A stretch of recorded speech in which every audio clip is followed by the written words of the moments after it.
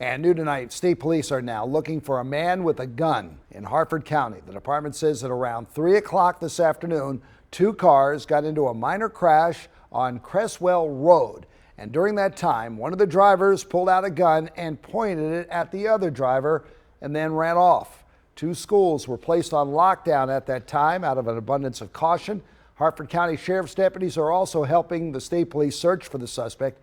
And if you see him or know where he might be, call 410-838-4101.